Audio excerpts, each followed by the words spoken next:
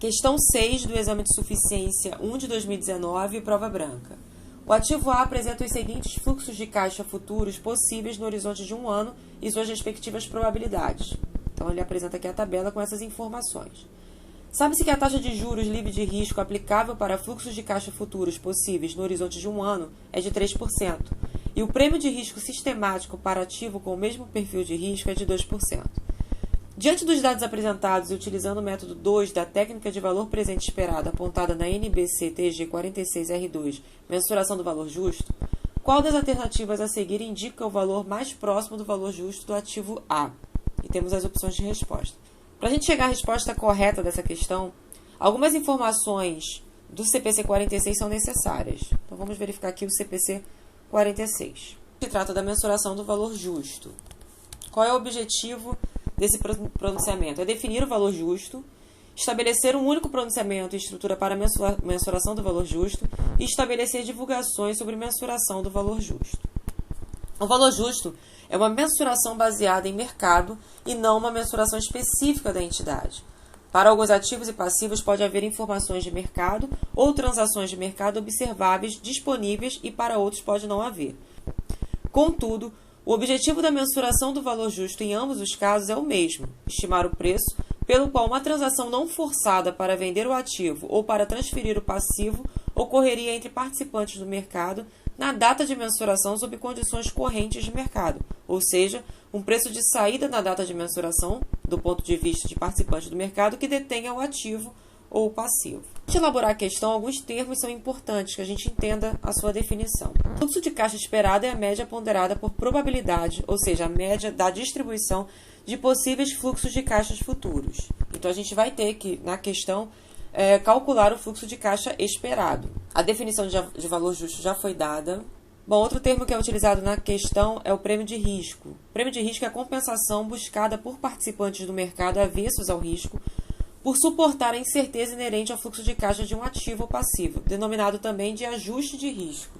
Prêmio de risco nada mais é do que um termo financeiro que vem retratar a diferença entre o rendimento de um investimento qualquer e o rendimento de um investimento considerado sem risco. Ou seja, ele é o ganho adicional que um investidor pode vir a ter por ter assumido o risco de colocar o seu dinheiro em um investimento mais arriscado. Então, pensando como investidor, para que eu pegue o meu dinheiro e invista em algo arriscado, em um investimento arriscado, é necessário que o prêmio de risco seja atraente. E o que é o risco sistemático? O risco sistemático ou o risco de mercado é aquele que afeta todo um sistema econômico, diferente do risco não sistemático, que é aquele que afeta apenas ativos específicos.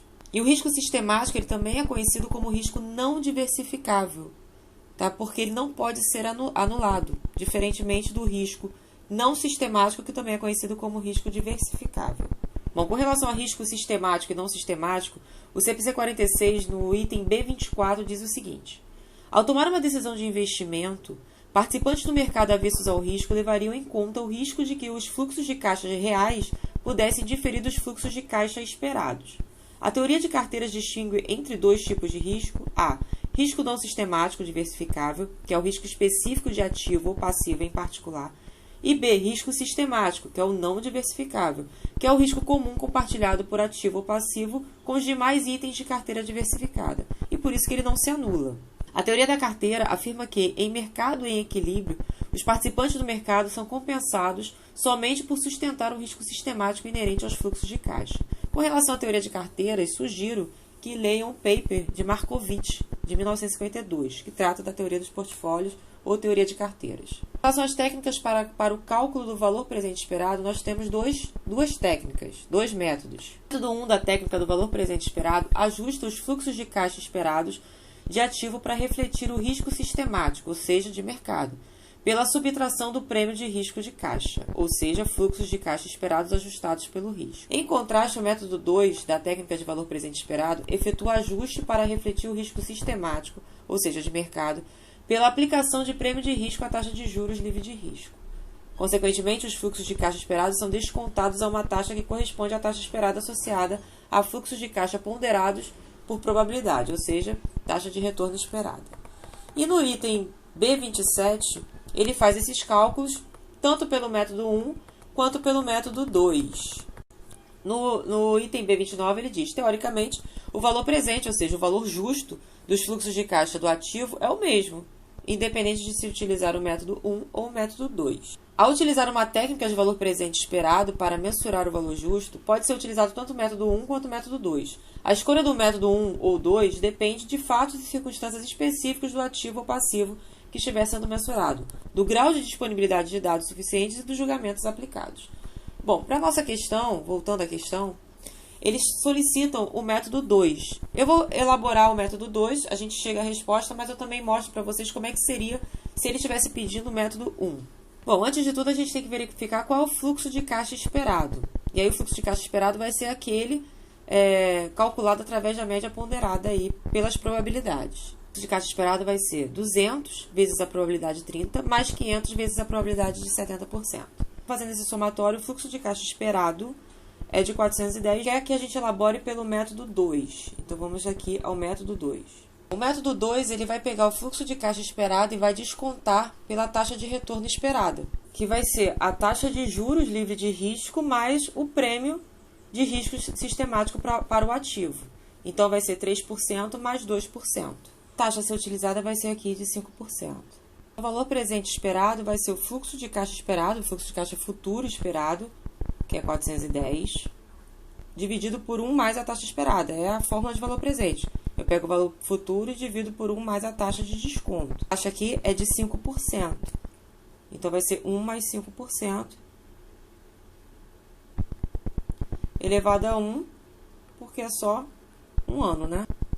Fazendo esse cálculo, eu chego aqui a 390,48. Logo, a resposta para essa questão é a letra A. Esse é o método 2. Já no método 1, ele vai fazer um ajuste desse fluxo de caixa esperado para que seja refletido o risco sistêmico, ou o risco de mercado, pela subtração do prêmio de risco de caixa, que ele informa que esse prêmio de risco de caixa seriam os fluxos de caixa esperados ajustados pelo risco. Eu vou pegar aqui o fluxo de caixa esperado, 410, e vou multiplicar por 1 mais a taxa de juros livre de risco, que é 1,03, e dividir por 1 mais a taxa esperada, que é 5%. Então, vai ficar aqui dividido por 1,05. Eu chego aqui ao valor de 402,19. Esse é o fluxo de caixa esperado, levando em consideração o risco do mercado. E aí, o que eu faço agora? Agora eu vou trazer esse valor ao valor presente, considerando aí a taxa de juros livre de risco. Chego aqui ao mesmo valor de 390,48.